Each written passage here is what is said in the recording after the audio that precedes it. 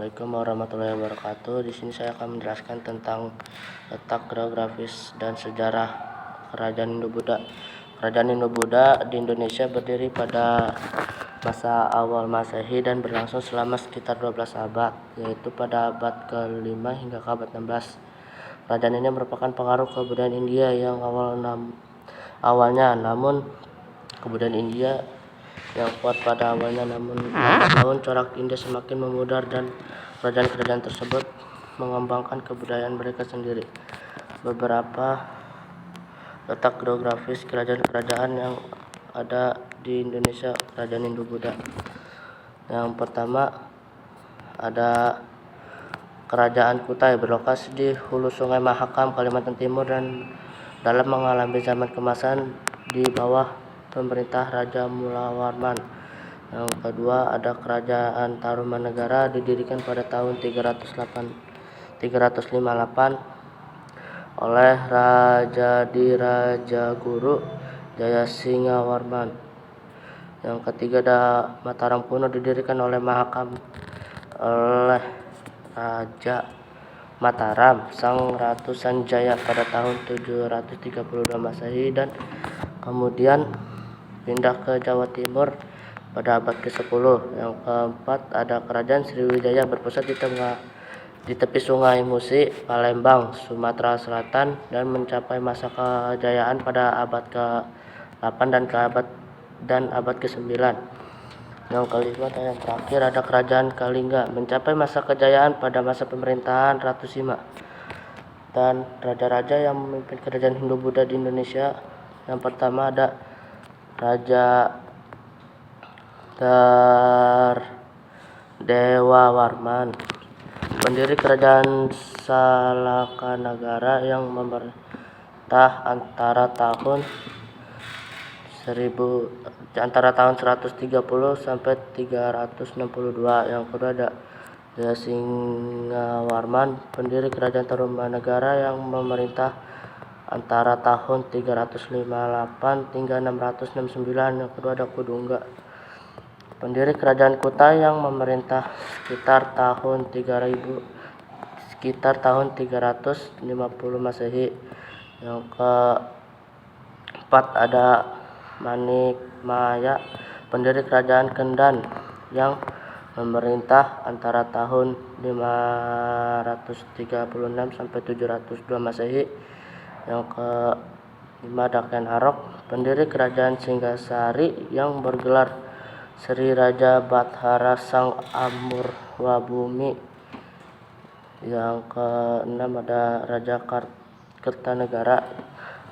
Raja Kertanegara Singgasari yang berkuasa pada tahun 1272 hingga 1292 Masehi. Yang kedelapan atau yang terakhir ada Kerajaan Sriwijaya yang memerintah sekitar tahun 550 Masehi. Dan itu ada beberapa tokoh terkenal Kerajaan Hindu-Buddha di Indonesia, antara lain ada Purnawarman, Dapun Dahayang, Raden Wijaya, Hayam Wuruk, Gajah Mada, dan Prabu Siliwangi. Berikut beberapa peninggalan atau bekas dari jejak-jejak Kerajaan Hindu-Buddha yang ada di Indonesia. Yang pertama adalah candi. Contoh candi Hindu-Buddha di Indonesia diantaranya Candi Borobudur, Candi Prambanan, Candi Dieng, Candi Gedong Songo, Candi Penataran, Candi Plaosan, Candi Sewu, dan Candi Kelasan. Yang kedua ada relief. Relief merupakan karya seni pahat pada dinding bangunan. Biasanya ditemukan pada candi. Relief menggambarkan sebuah kisah, seperti relief pada Candi Borobudur yang menceritakan kehidupan Sang Buddha. Yang ketiga ada arca. Arca adalah patung yang dibuat untuk menggambarkan dewa, Buddha, raja, ataupun tokoh penting lainnya dalam agama Hindu dan Buddha. Contoh arca yang bercorak Hindu Buddha adalah arca Dewa Siwa Mahadewa, Candi Prambanan, dan arca Buddha Wairocana, Candi Borobudur, dan arca Kartanegara, Candi Jago. Yang Empat, ada prasasti. Prasasti, contoh prasasti yang ditinggal oleh kerajaan Hindu-Buddha di Indonesia diantaranya Prasasti Yupaciyarutan dan Matyasih. Terus ada kitab, contoh kitab peninggalan kerajaan Hindu-Buddha di Indonesia diantaranya Kitab Negara Kertagama, Kitab Sutasoma, dan Kitab Pararaton. Terus yang terakhir ada Pura Jagatkarta. Pura Jagatkarta terletak di Gunung Salak, Bogor, merupakan pulau terbesar kedua di Indonesia dan yang pertama di Pulau Jawa.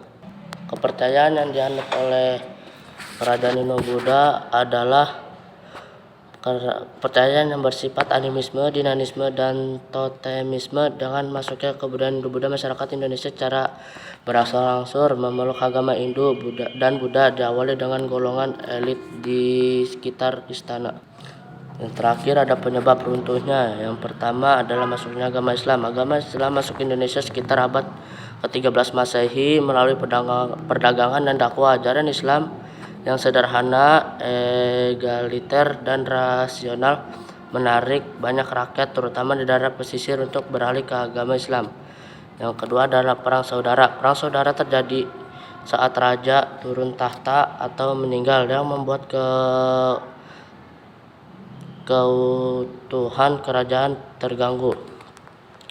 Yang ketiga ada kerajaan bawahan melepaskan diri.